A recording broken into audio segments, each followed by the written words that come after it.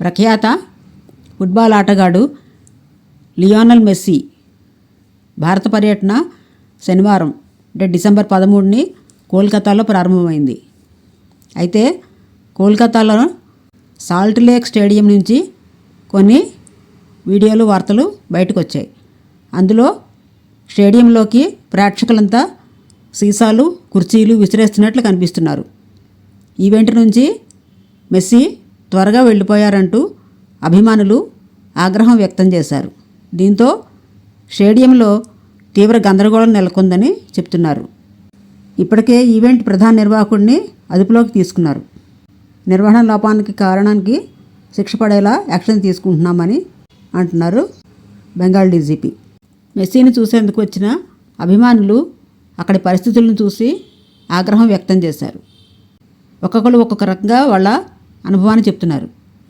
మెస్సీని చూడటానికి ఇక్కడికి వచ్చేసాను, కానీ మెస్సీని సరిగ్గా చూడలేకపోయాను అని ఒక వార్తా ఏజెన్సీతో ఒక అభిమాని చెప్పారు. కోల్కతాలో ఈవెంట్ కోసం ఏర్పాటు చేసిన ఏర్పాట్లు తమకు నచ్చలేదని చాలామంది అభిమానులు అంటున్నారు. మెస్సీ చుట్టూ జనం ఉండడం వల్ల రెప్పపాటు కాలం కూడా ఆయనను చూడలేకపోయామని అభిమానులు విచారం వ్యక్తం చేస్తున్నారు. వేల రూపాయలు ఖర్చు చేసి స్టేడియానికి వచ్చిన తాము మెస్సీని సరిగ్గా చూడలేకపోయామంటున్నారు. టికెట్ కనీస ధర 5,000 రూపాయలు. వీవీఐపీ వ్యక్తులంతా మెస్సీ చుట్టూ ఎందుకున్నారు అని మెస్సీని చూడటానికి వచ్చిన ఒక అభిమాని తీవ్ర నిరాశ వ్యక్తం చేశారు. మేము కనీసం ఆయన్ను చూడలేకపోయాం. పోలీసులు ఎందుకు చర్య తీసుకోవడం లేదు, నాకేమీ అర్థం కావట్లేదు. ఇక్కడికి వచ్చిన ప్రజలంతా బాగా కోపంగా ఉన్నారు. మాకు మా డబ్బులు తిరిగి ఇచ్చేయండి అని ఒక ఆయన అంటున్నారు. మేము డార్జిలింగ్ నుంచి వచ్చాం మెస్సీని చూడడానికి, ఆయనను చూసే అవకాశమే రాలేదు, చాలా నిరాశ చెందాం అని మరో అభిమాని అన్నారు.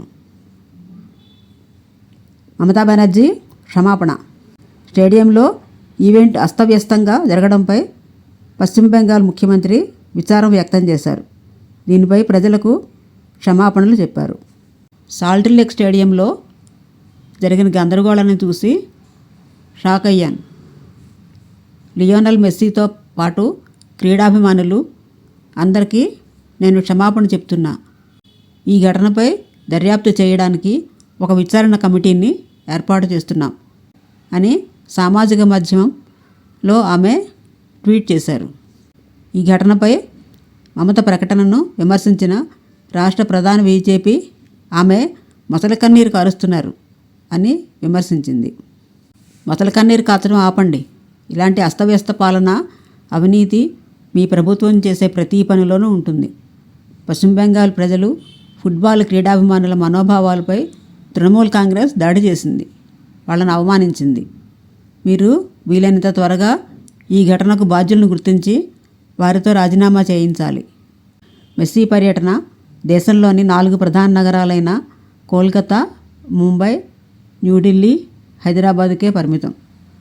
మెస్సీ గతంలో 2009లో కోల్కతాలో స్నేహపూర్వక ఫుట్బాల్ మ్యాచ్ ఆడడానికి భారత్ వచ్చారు. ఇలాంటి మరిన్ని వీడియోల కోసం నా ఛానల్ని సబ్స్క్రైబ్ చేసుకోండి. సబ్స్క్రైబ్ చేసుకున్నట్టయితే నా ఛానల్లో ఉన్న వీడియోలన్నీ మీకు కనిపిస్తాయి. ఈ వీడియో నచ్చినట్టయితే లైక్ చేయండి, సబ్స్క్రైబ్ చేయండి, షేర్ చేయండి, కామెంట్ చేయండి.